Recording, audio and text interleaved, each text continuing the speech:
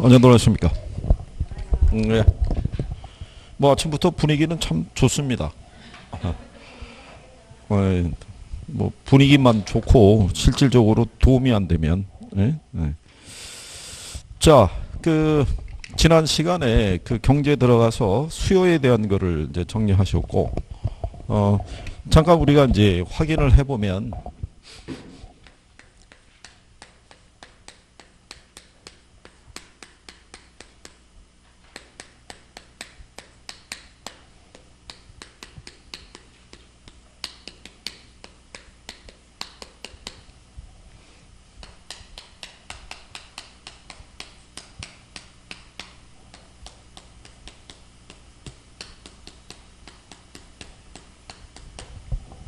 첫 번째는 이제 다른 요인이 이제 불변일 때 아파트 가격이 상승하면 수요량이 감소하죠.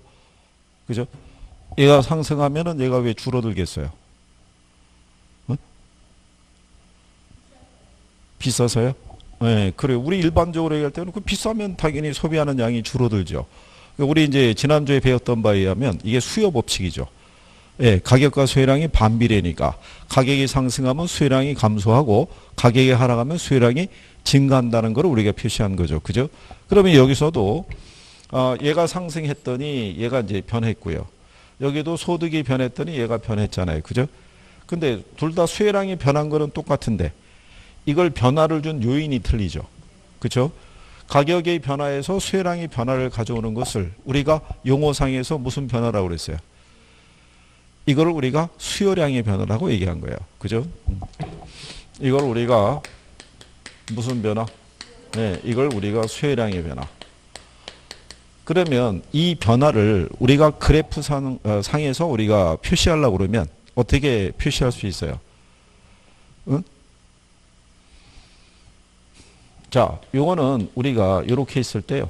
이렇게 수요 곡선이 있잖아요. 그러면 이렇게 되어 있는 상태에서 지금 가격이 이렇게 상승해서 수요량이 이렇게 줄었잖아요. 그죠? 네, 그러면 이게 하나의 선이잖아요. 네, 이 선에서 원래 여기가 균형점이었는데 얘가 지금 이 점으로 이동했잖아요. 그러면 어디서 이동한 거예요? 수요 곡선상에서의 이동으로 나타나는 것을 우리가 수요량의 변화. 네, 그러니까 수요 곡선상의 이동으로 수요량이 변한 것도 있죠. 그거를 용어상에서 무슨 변화라고 한다? 그걸 수요량의 변화라고 하고요. 여기 보면은 얘는 지금 뭐가 지금 변했냐면 소득이 변했잖아요. 소득이 변해서 수요량의 변화를 가져오는 것은 용어상에서 무슨 변화라고 한다? 네, 이거는 수요의 변화라고 그래요. 이거는 우리가 그래프상에서 어떻게 표시할 수 있어요? 이렇게 돼 있었을 때요.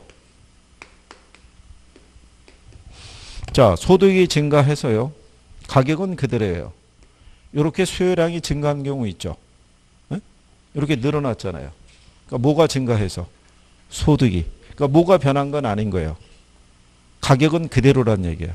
가격은 그대로인데 소득이 증가해서 수요량이 늘었잖아요. 네. 그러면 우리가 이 변화를 이 선에서는 표시할 수가 없죠. 이 선에서는. 이 변화를 표시해 주기 위해서 선을 하나 그려야 되죠. 이렇게. 그래서 뭐가 이동한 거? 수요 곡선의 이동으로 나타나는 것을 우리가 수요의 변화라고 그래요. 수요의 변화. 그걸 용어상에서 뭐라 그런다? 예, 그걸 우리가 수요의 변화다라고 얘기하는 거예요. 그러니까 여기는 그냥 하나의 선이 있죠. 예, 이 선에서 이게 수요 곡선이 이렇게 있다 그러면 요 안에서 이동하는 거예요. 뭐가 변해서? 가격이 변해서. 근데 얘는 뭐가 이동한 거예요? 여기 원래 이렇게 선이 하나 있었으면은 이 선이 이동을 하죠. 이렇게 선이 이동한 형태로 표시가 되는 것을 무슨 변화? 그걸 우리가 수요의 변화라고 얘기를 해요. 무슨 변화? 수요의 변화. 예. 요게 이해가 되면 공급량의 변화하고 공급의 변화도 똑같은 거예요. 요건이 공급량의 변화도 공급량의 변화를 가져오는 요인은 뭐 하나밖에 없다. 가격밖에 없어요. 그러면 공급의 변화를 가져오는 요인은 여러 가지가 있겠죠. 그죠? 그럼 걔는 곡선이 이동하는 걸로 우리가 표시할 수 있다는 거. 그죠? 그러면 가령 그 다음에 두 번째가 아파트가 있고요. 여기 만약에 단독주택이 이렇게 주어져 있을 때 아파트하고 단독주택을 연상을 하시면 기본적으로 뭐가 비슷하냐면 효용이 비슷한 거예요. 그죠? 그러면 소비자들은 효용이 비슷하면 상대적으로 가격이 싼 걸 더 많이 소비를 해요. 그죠? 네, 그래서 원래 이런 거죠. 이 도시에 이주하려고 와서 집을 알아보는데 원래는 아파트를 생각을 했어요. 근데 원체 시세가 비싸요. 그러면 어쩔 수 없이 아파트를 대신할 수 있는 다른 주택을 소비할 수도 있겠죠. 그렇죠? 예. 이런 관계가 형성이 되는 것을 우리가 대체제라고 그래요. 그걸 뭐라 한다? 대체제. 그러니까 아파트 가격이 뭐 하면요. 예, 상승하면 아파트 수요량은 어떻게 되겠어요? 줄어들죠. 그게 수요의 법칙이니까. 그러면 아파트 수요량은 어떻게 돼요? 감소하겠죠. 대신에 단독주택에 대한 수요가 어떻게 돼요? 증가하겠죠. 그죠? 그러면 단독주택의 가격이 어떻게 된다? 상승해요. 그죠? 그러면 한 재화의 가격이 뭐 할 때? 상승할 때 소비와 가격의 움직임이 같이 가는 애를 우리가 대체제라고 얘기했어요. 무슨 재화? 대체제. 이거 그 관계를 잘 구별할 수 있어야 돼요. 그죠? 그래서 이제 그런 내용들이 정리가 조금 되시면요.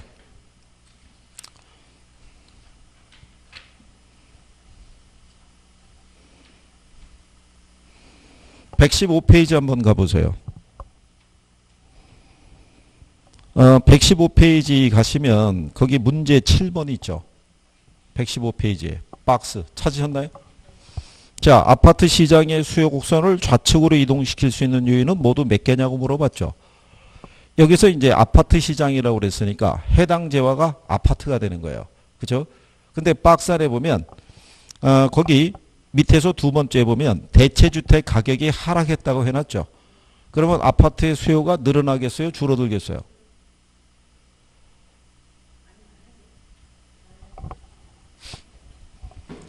얘가 상승할 때 얘가 증가하죠. 네, 근데 거기 보면 대체주택의 가격이 뭐 했대요? 하락하죠. 네? 얘가 가격이 하락하면 얘 수요는 어떻게 되겠어요? 얘 수요량이 늘어날 거 아니에요. 수요의 법칙에 의해서. 그죠? 그러면 아파트의 수요는 어떻게 되겠어요? 네? 우리가 대체제들은 대체제의 가격의 움직임에 비해서 같은 방향으로 가는 애가 대체제예요. 얘가 가격이 지금 뭐 했어요? 하락했죠. 그럼 얘 수요는 감소한다고요. 감소. 어? 얘가 상대적으로 가격이 싸졌으니까 얘가 가격이 하락해서 무슨 말인지 아시겠나요? 여기 보면 얘가 상승하니까 이 수요가 늘어나죠. 얘를 대체해서. 근데 얘가 싸졌잖아요. 그럼 우리는 해당 재화의 소비를 줄이고 대체 관계에 있는 재화의 소비가 늘어나는 거예요. 그러면 여기 수요는 어떻게 돼요? 줄어드니까 이 수요 곡선을 좌측으로 이동하는 요인이 되죠. 무슨 말인지 아시겠나요? 이게 실전에서 이렇게 출제해 주는 거예요. 실전에서. 그러면 뭐만 알면 돼요? 대체제 관계는 가격과 이 소비의 움직임이 같은 방향으로 가는 거예요. 대체제 가격이 상승하죠. 그럼 해당 재화의 수요는 어떻게 돼요? 늘어나는 거예요. 근데 대체제 가격이 하락하죠? 그럼 해당 재화의 수요도 어떻게 돼요? 줄어드는 거예요. 얘가 싸졌으니까. 그게 무슨 재화다? 그게 대체제라는 거예요. 대체제. 요 두 가지가 우리가 지난주에 배웠을 때 요 두 가지가 중요한 포인트가 된다고요. 요게 매년 시험에 인용을 해줘요. 출제를. 그러니까 얘네 두 가지의 논리를 반드시 이해를 해줘야 돼. 이해를. 네? 그러니까 처음에는 이렇게 돼 있지만 자꾸 반복을 하면서 정리가 되실 수 있어야 돼요. 그죠? 아니 마트에 가서 소비하시면 비슷하면 가격이 싼 걸 선호할 거 아니에요. 그죠? 만약에 올리고당하고 설탕이 있죠. 올리고당하고 설탕이 있는데 얘가 가격이 어떻게 돼요? 인하됐어요. 그럼 비슷한 효용을 주면 얘는 가격이 그대로고. 그러니까 얘도 예를 들어서 3,000원인데 얘가 만약에 1,500원으로 이렇게 떨어졌고요. 얘도 가격이 3,000원이에요. 그러면 효용이 비슷한데 얘가 싸졌잖아요. 그럼 우리는 싼 걸 더 많이 소비한다고요. 그러니까 얘가 가격이 하락하면 얘 소비가 늘어난 대신에 얘 소비가 줄어드는 거예요. 이렇게 움직임이 같은 방향으로 가는 애들이 무슨 재화? 그게 대체제라는 거예요. 어? 대신 소비할 수 있는 거니까. 이해하시겠어요? 그래서 그런 내용들을 기본적으로 우리가 이제 이 강의 진행하다가 예를 들어서 중요한 요인 같으면은 그 다음 주에 수업 들어올 때 간략하게 포인트들만 이제 복습을 하고 들어가는 거예요. 복습을. 그러니까 이번에 할 때는 요 대체제 관계하고 수혜량의 변화하고 수의 변화를 잘 구별할 수 있으면 돼요. 자, 오늘은 이제 78페이지 공급에 대해서 이제 알아보시는 거예요.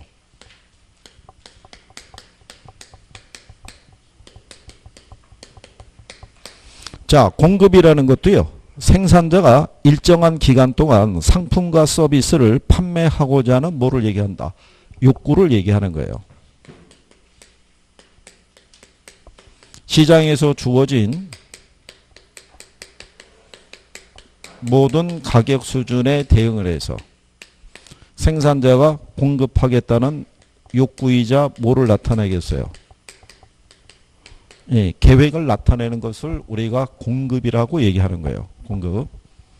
요거는 이제 공급자들이 가령 예를 들어서 농협 같은데 이렇게 납품하는 농부들이 있겠죠. 그 만약에 이 사람이 사과를 생산해서 공급을 하려고 할 때 만약에 농협에서 제시하는 박스당 가격이 있죠. 박스당 가격이 1,000원일 때는 한 10박스 공급하겠는데 만약에 가격을 1,500원으로 제시하면 어떻게 되겠어요? 한 20박스 공급할 수 있겠다. 이런 식의 계획을 세울 수 있어요, 없어요? 있죠. 근데 농협에서 제시하는 단가가 계속 달라질 수 있어요, 없어요? 그러니까 예를 들어서 사과 한 박스의 가격을 농협에서 1,000원을 제시할 때, 1,500원을 제시할 때, 2,000원을 제시할 때 이런 식으로 다양한 가격이 제시될 수 있어요, 없어요? 있겠죠. 그럼 농부는 1,000원일 때는 10박스를 갖다가 공급할 그런 계획을 갖고 있을 거고요. 만약에 1,500원으로 올라가면은 몇 박스를? 20박스를. 2,000원 올라가면은 몇 박스를? 30박스를 공급하겠다는 나름대로의 계획을 가질 수 있어요, 없어요? 있을 수 있겠죠. 그러다 만약에 특정한 날에는 농협에서 제시하는 가격이 얼마? 1,500원일 때. 이 사람이 공급할 수 있는 최대의 양은 얼마가 되겠어요? 20박스가 되겠죠. 이렇게 나타나는 걸 나중에 이제 우리가 공급량이라고 얘기하고요. 이거 전체를 나타내는 것을 공급이라고 얘기를 해요. 공급. 그러니까 나중에 이제 하시면 되고 지금은 이제 무슨 생각만 하시면 되냐면 공급자가 시장에 주어진 모든 가격에 대응해서 공급하겠다는 욕구이자 계획을 뭐라고 그런다? 공급이라고 이렇게 생각하시면 되는 거예요. 시장에서의 가격은 조금씩 변할 수 있어요, 없어요? 변할 수 있는 거예요. 거기에 대응을 해서 공급자가 갖고 있는 계획. 자, 그러면 이런 공급의 성격이 있는데요. 얘도 첫 번째가 뭐냐면 사전적 개념인 거예요. 그러니까 사전적이라는 거는 공급이 완료됐다 그러면 틀리는 거예요. 무슨 말인지 아시겠나요? 올해 시험에도 나온 거예요. 올해 시험에도 공급이 완료가 됐다 그러면 틀리고 매각이 완료됐다 그래도 틀리는 거예요. 말 그대로 사전적이니까 뭐를 갖고 있는 거예요? 계획을 갖고 있는 거예요. 계획을. 그리고 얘가 무슨 공급이라고 얘기하냐면 얘도 무슨 공급이라고 그래요?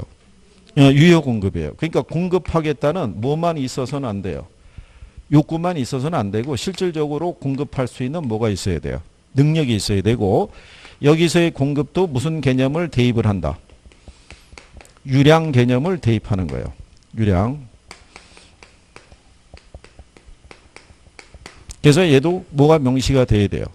기간이 명시가 돼요. 기간이 명시가 돼야지만 그 시장에 공급된 양의 규모가 큰지 작은지 여부를 우리가 확인할 수 있는 거예요. 그죠? 만약에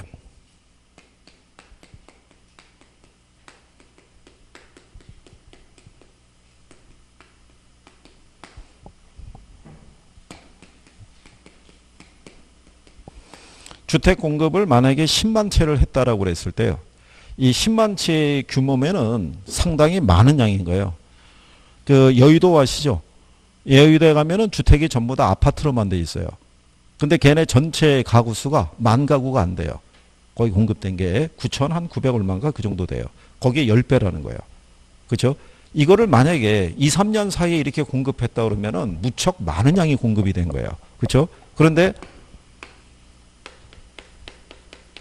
지난 10년간 이렇게 들어오면은 이 양이 결코 많다고 할 수는 없겠죠. 1년 평균 한 10,000채씩 공급했으니까. 그러니까 뭐가 명시가 돼야 돼요. 기간이 명시가 됐을 때 이 수량의 의미가 분명해질 수 있다는 거예요. 그래서 이 경제학에서는 수요하고 공급을 우리가 측정을 할 때 무슨 개념을 대입하냐면 유량 개념을 대입을 하는 거예요. 유량 개념을. 그러니까 요거를 우리가 이제 묶어서 이렇게 보게 되면 이렇게 얘기할 수 있죠. 예를 들어서 H건설은 2019년도 올해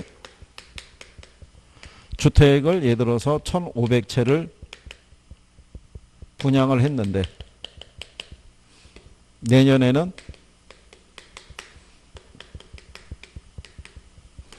2,000채의 공급 뭐를 계획을 수립을 했다. 그죠? 그러면 여기 보시면 2020년에 공급하겠다는 2,000채를 공급하겠다는 요건 뭐예요?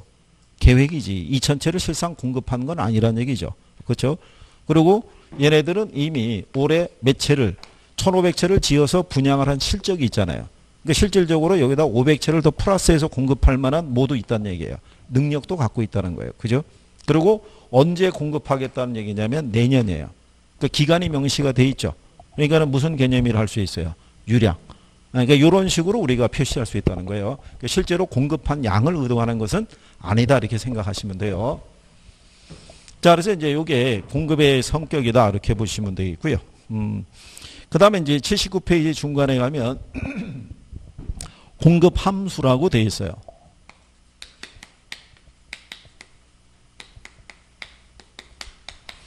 자, 공급 함수라는 것은 어디에 영향을 줄 수 있는 공급량에 영향을 줄 수 있는 여러 가지 변수들의 관계를 함수로 이렇게 나타난 거예요. 그래서 여기서의 S는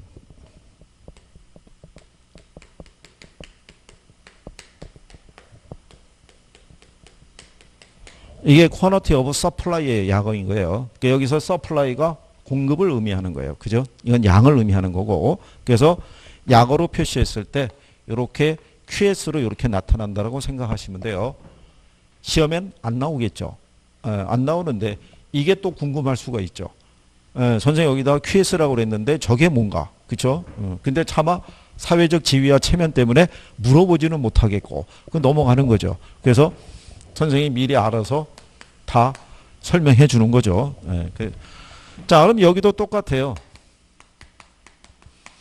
여기도 영향을 주는 거는 해당 재화의 가격이라는 게 있고요. 그 다음에 기술 수준이라는 게 있고요. 그 다음에 생산 요소 가격 뭐 이런 것들이 있어요. 자, 그러면 수요 측면에서는 관련 재화의 가격이 있죠. 대체재, 보완재의 가격 변화가 중요해요. 수요 측면에서는. 근데 공급 측면에서는 걔네들보다는 얘네가 더 중요한 거예요. 기술 수준하고 뭐하고 생산 요소 가격. 그래서 여러분 시험에는 주로 얘네를 중심으로 해서 공급 측에서는 요거를 가지고 지문으로 활용을 해요. 자, 그러면 여러분들이 보시면 얘가 변화도 얘가 변하고, 그죠? 기술 수준이 변해도 공급량이 변할 수 있고 생산 요소 가격이 변해도 공급량이 변할 수 있죠. 그래서 얘네를 우리가 무슨 변수라고 그랬어요? 예, 독립 변수고 얘들 하나하나가 변하면 얘가 변한다고 해서 우리가 무슨 변수? 예, 종속 변수라고 이렇게 얘기하는 건 똑같은 거예요. 그죠? 지난주에 우리가 수요했을 때랑. 예. 자, 그런데 여기서 이제 용어상에서 보시면 생산 요소 가격이라고 해놨죠. 예. 그러면 끊어서 보게 되면 여기 보면 생산 요소라고 돼 있죠. 생산 요소라는 거는 물건을 즉 제품을 만들 때 투입하는 재료 있죠. 재료를 우리가 생산 요소라고 얘기를 해요. 그러면 생산 요소 가격이라고 있죠. 그럼 우리가 일반적인 생산 요소 하면은 토지 있죠. 노동이 있죠. 그 다음에 뭐가 있어요? 예, 자본 이렇게 했을 때 토지 사용에 대한 대가로 주는 게 지대, 노동에 대한 대가로 주는 게 임금, 자본에 대한 대가로 주는 게 뭐? 이자. 얘네들이 바로 뭐 얘기한다? 요게 생산 요소 가격이에요. 무슨 말인지 아시겠죠? 그러면 생산 요소 가격이 변하면 공급량이 변할 수 있어요, 없어요? 있겠죠. 그럼 여러분 시험에 어떻게 줬냐면 이렇게 주는 거예요.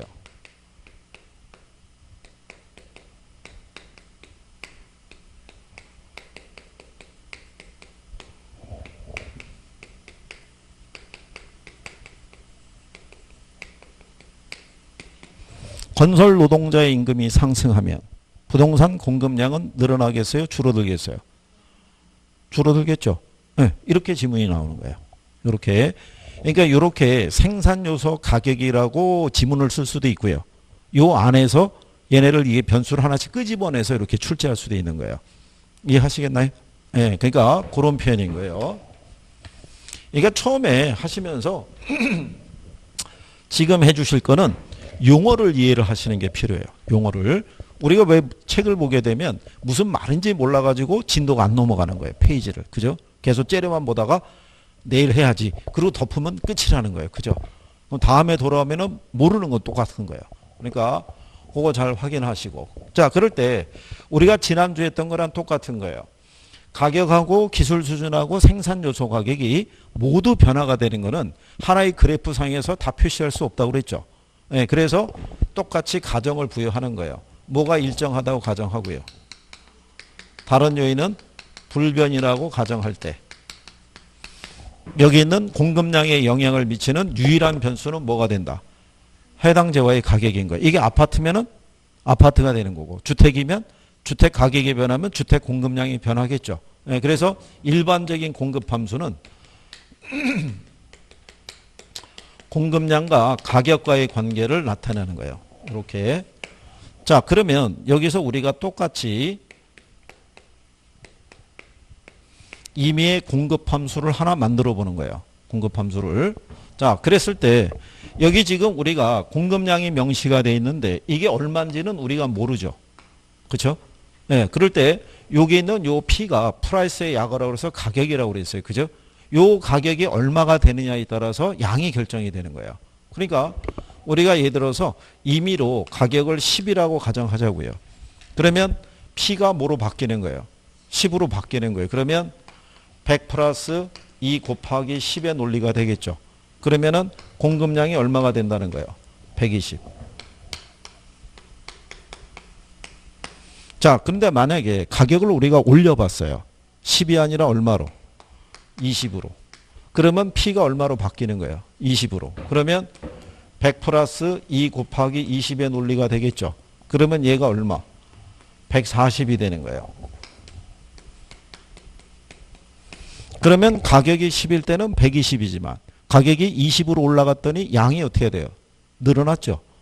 근데 반대로 가격이 10으로 떨어졌다 그러면 양이 어떻게 돼요? 줄어들 거란 얘기죠. 그러면 다른 요인은 불변이라고 가정할 때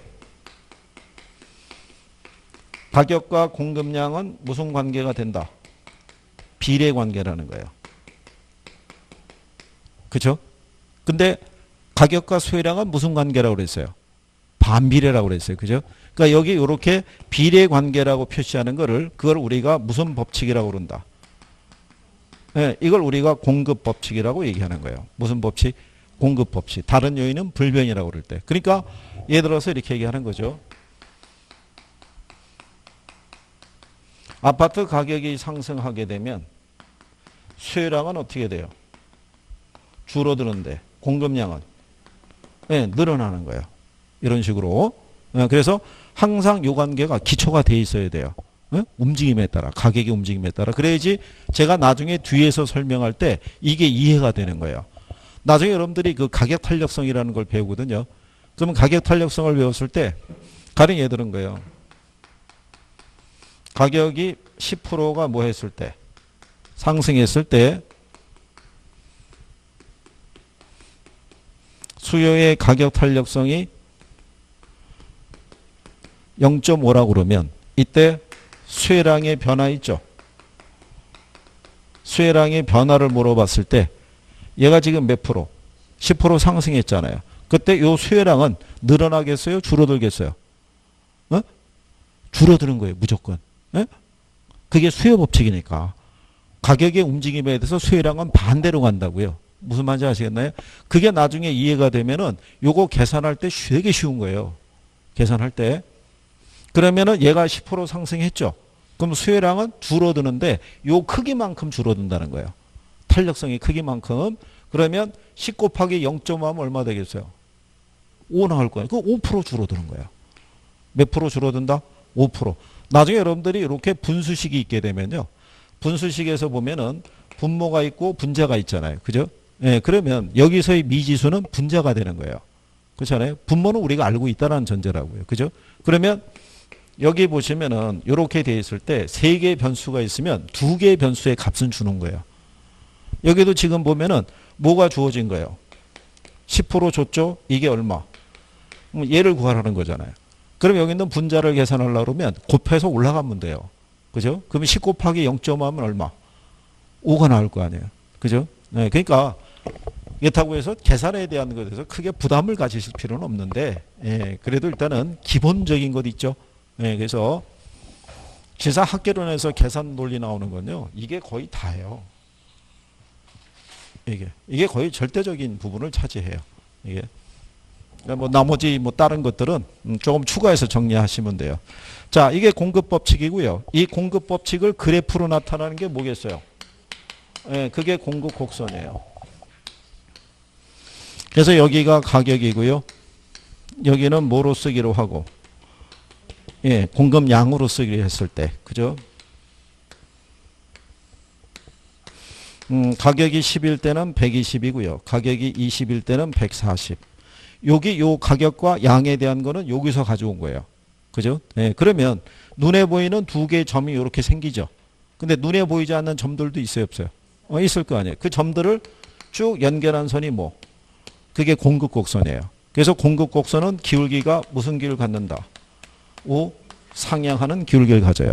얘가 기울기가 우상향하는 것은요. 공급 곡선은 우리가 생산비 곡선이라고도 얘기를 해요. 생산비를 반영한 곡선이기 때문에 그래요. 자, 예에서 간단하게 얘기하면 이런 거잖아요. 가격이 10일 때는 120을 생산했는데 만약에 140으로 공급량을 늘리기 위해서는 그만큼 뭐가 더 많이 들어가겠어요. 생산비가 더 많이 들어갈 거 아니에요. 그죠? 근데 가격이 그대로 있으면은 공급량을 늘릴 수는 없겠죠. 그 양이 늘어나기 위해서는 뭐가 상승해야 돼요. 가격이 상승해야 돼요. 그래서 나중에 우리가 이제 좀 돌아오게 되면 심화 과정을 가게 되면 이제 생산비 곡선 이런 것도 한번 그려보고 한번 해보는 거예요. 아니 생각해 보세요. 명색이 제목이 무슨 과정? 심화 과정인데 그냥 이렇게 할 수는 없잖아요. 그죠? 뭔가 조금 더 들어가 봐야 되잖아요. 그죠? 그게 좀 있어 보이잖아요. 그게 그러니까 자 그래서 여기에는 이제 공급 함수를 기초로 해서 공급 법칙하고 뭐 공급 곡선. 그래서 공급 이 법칙은 기본적으로 알아두셔야 돼요. 기본적으로.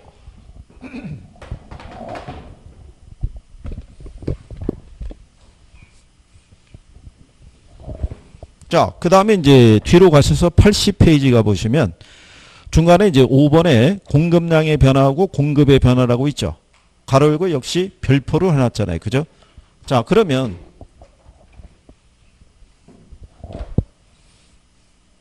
한번 이제 여기서 이렇게 한번 생각해 보시는 거예요.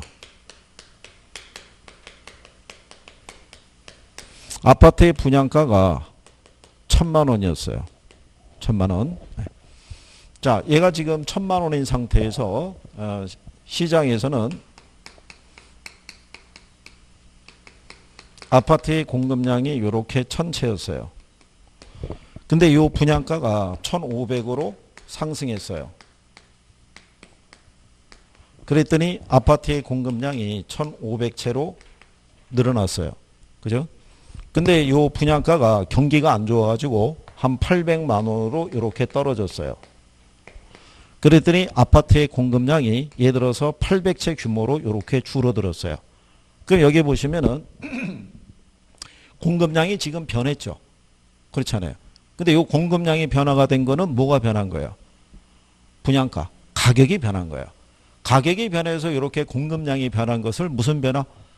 그걸 공급량의 변화라고 얘기를 해요. 무슨 변화? 공급량의 변화. 그래서 용어상에서 이렇게 얘기하는 거예요.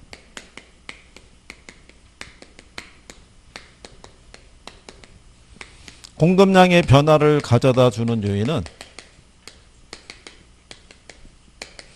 해당 재화에 뭐가 변했을 때, 예, 가격이 변했을 때, 그죠? 그러면 이게 어떤 결과로 나타나냐면요. 동일한 공급 곡선상에서의 점의 이동으로 나타나는 거예요. 이걸 무슨 변화라고 한다? 공급량의 변화. 그러니까 이걸 그래프로 이렇게 확인해 보면요. 원래 이게 평방미터당 1000만 원일 때 이게 전체가 이렇게 공급이 됐었어요. 그래서 이렇게 공급 곡선이 있었을 때 얘가 만약에 1500으로 상승하게 되면 공급량이 이렇게 늘어나는 거예요. 1500채로. 근데 여기 있는 분양가가 이렇게 하락하면은 공급량이 이렇게 줄어드는 거예요. 그러면 여기 보시면은 여기 공급 곡선은 하나밖에 없죠. 그러니까 동일한 공급 곡선상에서 무슨 이동이 발생한다는 거예요. 점의 이동이 발생하는 거. 그걸 우리가 무슨 변화라고 한다? 공급 양의 변화라고 얘기하는 거예요. 자, 그럴 때요. 아파트의 분양가가 1000만 원이었을 때 이때 아파트의 공급량이 1000채였어요. 자, 그럴 때 얘는 그대로 얼마라는 거예요? 1000만 원인데 얘가 1500채로 늘어나기도 하고요. 얘가 800채로 이렇게 양이 줄어들기도 해요. 그럼 얘는 변한 게 아니잖아요. 그 뭔가 다른 애들이 변했다는 얘기죠. 네. 이유 중에 하나는 뭐냐면 아까 배우셨잖아요. 건설 노동자의 임금이 상승하면 가격은 그대로지만 생산비가 늘어났잖아요. 이거 공급이 어떻게 돼요? 줄어들 거고. 건설 노동자의 임금이 하락하면은 동일한 가격 수준에서 생산비가 줄었으니까 공급하는 양이 늘어날 수 있어요, 없어요? 있을 거 아니에요. 그러면 여기는 얘는 그대로예요. 그죠? 그 얘 말고 뭔가 다른 애들이 변했다는 거예요. 그래서 여기다가 써주게 되면 건설 노동자의 뭐가 변해서 임금이 변해서 아니면 기술 수준의 어떤 개선을 통해 가지고 뭐 이렇게 나타날 수도 있어요, 없어요? 있겠죠. 그러면 이걸 표현하는 것을 우리는 무슨 변화라고 해요? 이걸 우리가 공급의 변화라고 얘기를 해요. 그러면 공급의 변화를 가져다 주는 요인은요. 해당 재화의 가격 외 요인이 변한 거예요. 그러면 가격 외 요인은 다양하겠죠. 그렇잖아요. 자, 그랬을 때 그러면 결과는 공급 곡선의 뭐로 나타날 수 있다? 네, 이동으로 나타날 수 있는 거예요. 그죠? 그러면 얘는 이 상태가 이렇게 주어져 있을 때요. 이게 1000만 원이고 1000채를 이렇게 공급을 했었을 때 분양가는 그대로 1000인데 공급량이 이렇게 늘어날 수도 있죠. 1500채로. 아니면 공급량이 이렇게 줄어들 수도 있어요, 없어요? 있을 거 아니에요. 그럼 결국은 이 변화는 이 선에서는 변화를 줄 수가 없죠. 뭐가 변하지 않았으니까. 가격이 변하지 않았으니까. 그러니까 경제학자들이 이 변화를 간접적으로 표시해 주기 위해서 선을 하나 이렇게 그린 거예요. 이렇게 그리고 났더니 원래 있던 곡선이 우측과 좌측으로 이동하는 형태가 표시가 되겠죠. 이렇게 나타나는 게 무슨 변화다? 그게 공급의 변화예요. 그러면 공급량의 변화를 가져다 주는 건 해당 재화의 뭐 하나밖에 없어요. 가격 하나밖에 없어요. 그러면 여러분들이 조금 아까 가보셨던 쪽에서 114페이지 한번 가보시면요. 114페이지 가보시면 거기 5번 문제 있어요. 그죠? 자, 5번 문제 보시면 주택 공급 변화 요인과 공급량 변화 요인이 옳게 묶인 걸 물어봤죠. 그죠? 그러면 여기서 우리가 찾는 포인트는 뭐냐면 공급량의 변화만 보면 돼요. 공급량의 변화를 가져다 줄 수 있는 거는 뭐 하나밖에 없어요. 해당 재화의 가격밖에 없잖아요. 여기서는 해당 재화가 뭐가 되겠어요? 주택이겠죠. 주택 공급 변화인가 공급량 변화 요인이니까. 그럼 1번 지문에 보면 공급량 변화 요인으로 가봤을 때 주택 가격 상승은 1번 지문밖에 없잖아요. 그럼 걔가 답인 거예요. 그러니까 나중에 혹시 이런 문제가 나왔을 때 똑같은 거예요. 수요량의 변화하고 수요의 변화를 찾으라고 그러면 수요량의 변화만 보면 돼요. 수요량의 변화는 뭐 하나밖에 없으니까. 그렇죠. 해당 재화의 가격 하나밖에 없으니까. 공급량의 변화고 공급의 변화를 구분할 때 역시 마찬가지인 거예요. 무슨 말인지 아시겠어요? 그러니까 당연히 여러분 시험에 있었을 때 옆에 7번 한번 가보시면 7번 아파트 시장의 수요 곡선을 좌측으로 이동시킬 수 있는 요인을 물어봤죠. 그럼 곡선이 이동한다는 얘기는 아파트 가격하고는 관계가 없는 거예요. 그렇죠? 그럼 그 박스 안에 보면은 네 번째 아파트 가격의 하락이 있죠. 그러니까 얘는 포함이 안 되는 거예요.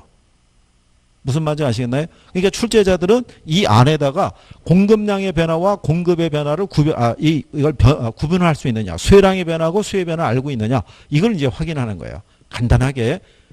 그것만 이제 여러분들이 알아두시게 되면은 문제의 형태가 조금 다르게 나오더라도 우리가 답을 쉽게 접근할 수 있다 이런 얘기예요. 그래서 경제에서 문제가 나오더라도요, 내용이 다 어려운 건 아니에요. 간단한 건 아주 간단하게 나오는 거예요. 근데 우리가 이런 것에 대해서 뭐 하냐면 실수해요. 실수. 그리고 이제 나중에 꼭 알아두셔야 될 게 그 7번 문제 보시면요. 박스의 두 번째 보면 건축 원자재 가격의 하락이라고 있죠.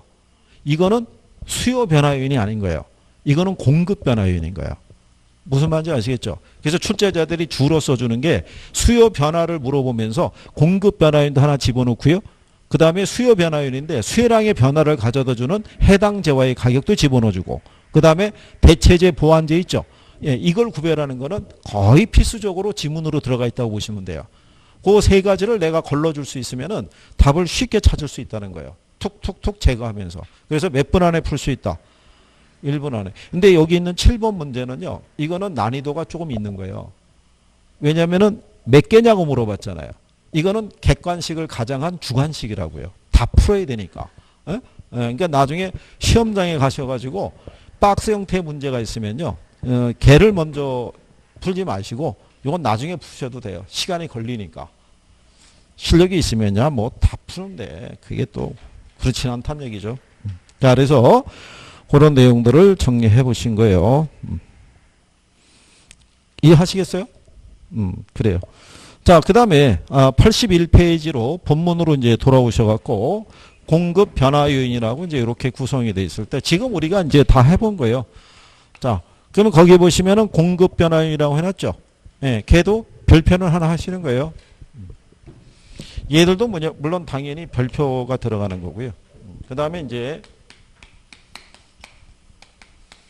제목이 공급 변화 요인이니까 뭐는 안 들어가는 거예요. 가격은 아닌 거예요. 가격 말고 다른 애들이. 그래서 제일 먼저 나오는 게 생산 요소 가격의 변화라는 거죠. 그러면 여러분들이 조금 아까 생산 요소 가격이라고 배워보셨잖아요. 뭐를 얘기하는지. 그죠? 예, 그러면 얘를 표현을 할 때 뭐 이런 거예요.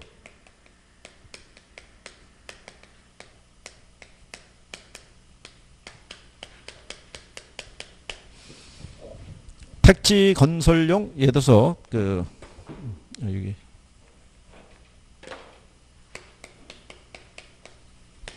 주택 건설용 토지 가격이 있죠. 예, 토지 가격이 상승하면은 공급이 어떻게 되겠어요? 줄어들겠죠. 뭐가 늘어나니까 생산비가. 그러면 얘가 변할 때 가격은 어떻다는 얘기예요? 가격은 불변이라고 가정하는 거예요. 가격은 일정한데 생산비가 늘어나면 공급을 줄일 수밖에 없잖아요. 그죠?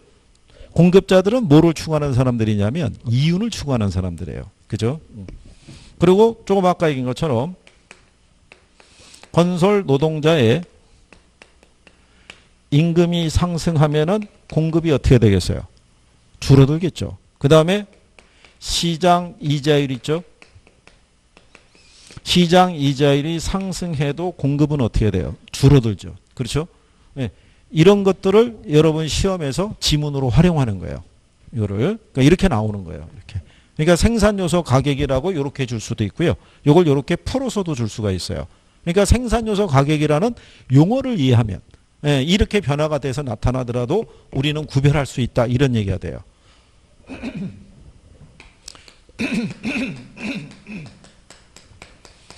그리고 기술 수준의 변화라고 그랬을 때요. 건축 기술이 발달하게 되면 그죠? 종종과 같은 가격이라도 공급은 더 많이 늘어날 수 있어요, 없어요? 많이 늘어날 수 있는 거예요. 지금 우리나라 건설사들이 중동 지역에 가서 고층에 왜 오피스라든가 왜 호텔 뭐 이런 거 짓잖아요. 근데 지금 새로운 건축공법이 개발이 돼가지고 몇십 층짜리 건물을 짓는데 한 6개월이면 된대요. 그게 시멘트를 압축을 할 수 있는 기술이 발달이 돼 있대요. 원래 시멘트라는 게 양생을 해야 되잖아요. 그러니까 걔가 완전히 마를 때까지 기다려줘야 되는데 그게 압축 기술이 돼가지고 이 공사 기간이 엄청 단축이 됐다는 거예요. 그러면 예를 들어서 입찰 들어갔을 때 건축비 얼마라고 입찰을 했을 거 아니에요. 근데 그거 받았는데 공사 기간이 줄어들면은 공급자 입장에서는 공급을 하나라도 더 할 수 있다는 얘기죠. 그래서 기술에 대한 이 부분도 영향을 준다라는 거. 그 다음에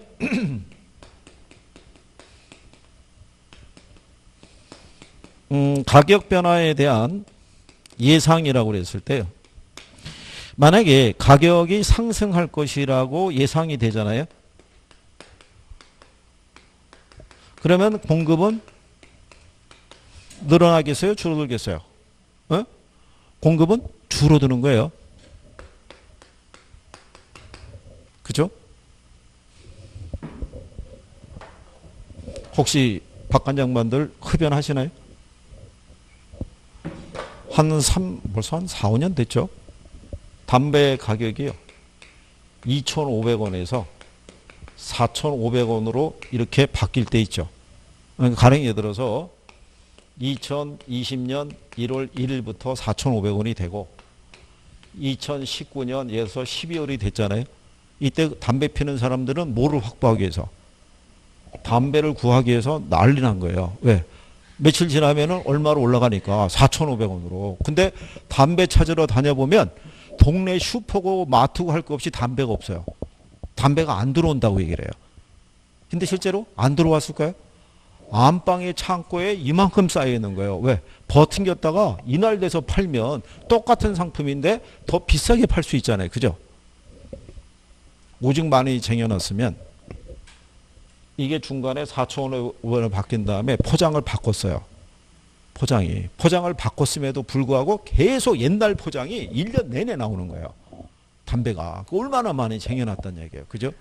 그래서 제가 아는 어떤 양반도 이때 이렇게 올라갈 때 담배를 얼마나 사서 비축을 해놨는지 차 뒤 트렁크에 박스로 들어가 있는 거예요. 이 양반도 그거 가지고 한 6개월은 그거 갖고 핀 것 같아요. 그거 가지고. 근데 이거 많이 사서 쟁여놨을 때 이거 한 3년, 4년, 5년 그렇게 갈 수는 없어요. 제가 아는 양반이 담배인상공사 쪽에 가가지고 가끔 저희들이 이런데 이제 가서 이제 특강 같은 것도 해요. 이제 그쪽에서는 담배인상공사니까는 고생하셨다고 선물로 뭘 줬겠어요? 담배를 그 대형 박스로 해서 받았는데 그거를 갖고 있어 혼자는 다 못 필 거 어마어마하잖아요. 아는 사람들 한 보씩 나눠주고 막 이러고 난 다음에 한 3년인가 얼마 지났더니 향이 사라진대요. 그러니까 맛이 없어진다는 거죠. 소위 얘기한 대로. 그래서 그걸 갖고 있어가지고 한 3분의 1은 그냥 그대로 했던 게 있어요. 그러니까 그거 이해는 하시겠어요? 공급자들은 이윤을 추구하는 사람들이에요. 내가 가지고 있는 상품의 가격이 올라갈 거라고 예상이 되면 지금 공급하지 않고 더 오른 다음에 여러분들이 부동산 거래할 때도 똑같잖아요. 여러분이 지금 현재 보유하고 있는 아파트 있죠? 가끔 우리도 내 집이 이제 시세가 얼마나 되는지 중개업소에 내놓을 수는 있어요. 내놓을 수 있는데 시세가 계속 올라가는 추세면 어떻게 돼요? 걷어들인다고요. 더 오른 다음에 팔아야지. 그렇지 않겠어요? 그 소비자는 틀리잖아요. 더 오르기 전에 사야 되잖아요. 그죠? 그러니까 가격이 올라갈 거라 예상이 되면 공급은 줄어들고 수요는 늘어난다는 거예요. 그렇죠? 그러니까 상식적인 선에서 우리가 구별할 수 있다는 얘기죠. 그래서 이 공급 변화 요인에 대해서는 그렇게 정리를 하시면 될 거예요. 무슨 말인지 아시겠죠? 그러면 뒤로 넘어가셔가지고요. 거기 중간에 보면은 문제로 확인하기 이렇게 돼 있죠. 거기 보시면은 자 3번 지문에 가면 이렇게 해놨죠. 노동자 임금이나 시멘트 가격과 같은 생산 요소 가격의 하락은 공급을 증가시키는 요인이 된다. 즉 82페이지 중간에 가면 문제로 확인하기 문제 있어요. 그죠? 거기 3번 지문에 가면 노동자 임금이나 시멘트 가격과 같은 생산 요소 가격의 하락은 부동산 공급을 증가시키는 요인이 된다. 이렇게 출제하는 거예요. 무슨 말인지 아시겠죠? 그러니까 여기 있는 5개의 지문에 대한 거를 돌아가면서 강의를 듣다가 이렇게 쭉 봤을 때 5개의 지문이 이제 내가 무슨 말인지를 알게 되면 그러면 이제 문제를 쉽게 풀 수 있는 거예요. 이해하시겠죠? 그래서 그렇게. 자, 그래서 이제 요 내용에 대한 거를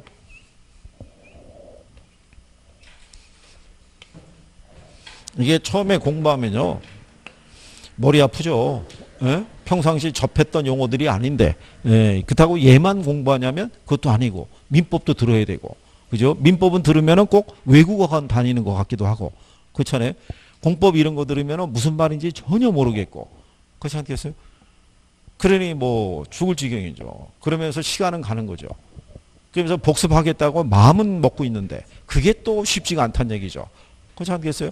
가서 책 좀 봐야지 그랬는데 그게 그렇게 되냐고요. 그죠? 거기다 또 지인들이 또 연락 와서 만나자 그러면 또 안 나갈 수도 없고 대인관계를 또 신경을 써야 되니까. 그렇잖아요. 차마 중개사 시험 공부하고 있다고 말은 못 하겠고, 그죠? 나가서 보림료 한 잔 마시자 그러면 평상시랑 똑같이 마음은 저쪽에 있는데, 그죠? 그래도 몇 잔 먹으면 어떻게 돼요? 에라, 내일 하면 되지. 그래요. 자, 2차 가야지. 그러고 하는 거죠. 그러면 그게 이제 지속이 되면 어느 순간에 겨울에서 어디로 가요? 봄이 오는 거예요, 봄이.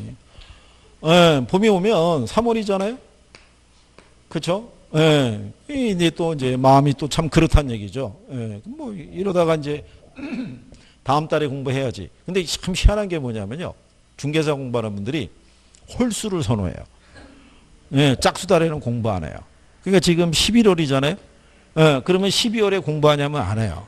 12월은 뭐 막내 연말 뭐 이렇게 했으니까 깔끔하게 2020년 몇 월부터? 1월부터. 아, 그죠? 그래서 이 12월 한 연말쯤 됐을 때 하루 날 잡아가지고 하루 종일 계획을 짜요. 계획을 짜고 이상의 계획은 없다. 이대로만 가면 나는 합격이다. 그죠? 반나절 계획 짜고 나머지 반나절은 그거 감탄하면서 지내는 거예요. 오늘은 됐어. 내일부터 열심히 하는 거야. 근데 1월 1일이 빨간 날이잖아요. 그죠? 그게 1월 2일부터 이렇게 가는 거예요.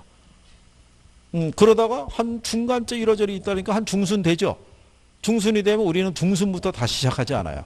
항상 새롭게 시작을 해야 돼요. 그죠? 근데 2월 달은 뭔가 그런 거예요. 그러니까 몇 월 달로 간 거예요? 3월 달로. 3월 달에 갔다가 또 똑같은 증상이 반복이 되면 몇 월로 가는 거예요? 5월 달로. 그러다 언제부터 보기 시작하는 거예요? 7월이 되면. 7월이 되면 뭔가 해봐야겠다고 생각하는 거는 그때쯤 되면 발등에 불 떨어진 거예요. 7월이 되면. 그 사이에 이 공부한다고 막 진짜 예전에 그런 분들 많았었어요. 이거 공부하러 나간다. 며느리가 이 공부하러 간다니까 시어머니가 애는 내가 봐줄게. 가서 자격증만 따라. 그러니까 이게 풀려나오니까 얼마나 좋겠어요. 자기 시간 가질 수 있고 살림은 다 시어머니가 다 해준다고 그러고 그렇죠? 여유 있는 시간을 보내다가 7월이 되니까 이제 불안감이 엄습하는 거죠. 불안감이. 돼야 되는데 안 되면 큰일 나는데.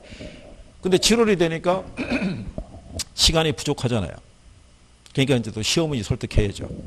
어머니 알아봤더니 이 시험이 1년에 끝나는 시험이 아니래요.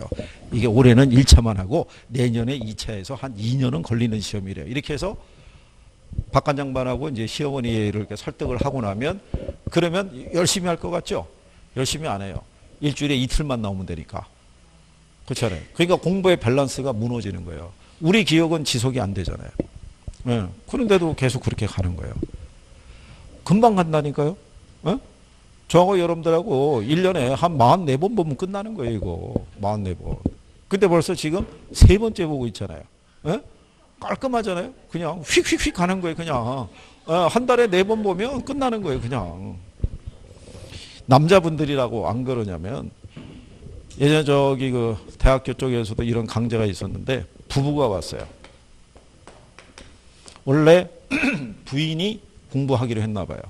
근데 와서 상담을 했을 거 아니에요. 책의 두께와 뭐 이런 거 내용을 훑어보니까 만만치 않은 거예요. 그래서 그때 남편이 나선 거예요. 야, 집에서 애들 잘 봐. 내가 할게. 이렇게 해준 거예요. 그러니까 부인도 설명을 듣고 책을 보니까는 부담이 막 생겼는데 남편이 해주겠다니까 또 얼마나 고맙고 또 이뻐 보이고 그러겠어요. 그리고 남편이 공부하는 시점서부터 해갖고 매일 아침에 장어 있죠. 장어를 공수해서 장어 구워주고 삶아주고 뭐 하여간 뭐 무진장 갖다 먹였나 봐요. 그러니 그 양반이 한 5월달인가 됐으니까 찾아오더라고요. 죽겠다는 거예요. 요즘 소화가 안 된다는 거예요. 아침마다 장어를 주는데 지금 뭐가 후회가 되면 그때 왜 내가 나섰을까? 그때 그냥 부인에게 맡겼으면 집사람이 맡겼으면 지금 마음이라도 편했을 텐데 지금 아침마다 장어 올라오면은 경기 일으킨다는 거예요. 왜 공부는 안 되고 있고 정리는 안 되고 있고 시험은 점점점 다가오고 있고 그래서 그래도 그걸 이겨내고 그 양반은 합격했어요. 합격한 이유가 뭐냐면 사회적 지위와 체면이 있잖아요. 그렇잖아요. 거기서 무너지면 남은 그 기간 동안에 그죠? 자기 입장이 어떻게 되겠어요? 그죠? 그래서 이게 그래서 강한 의지가 있어야 돼요. 죽이 살기로. 예?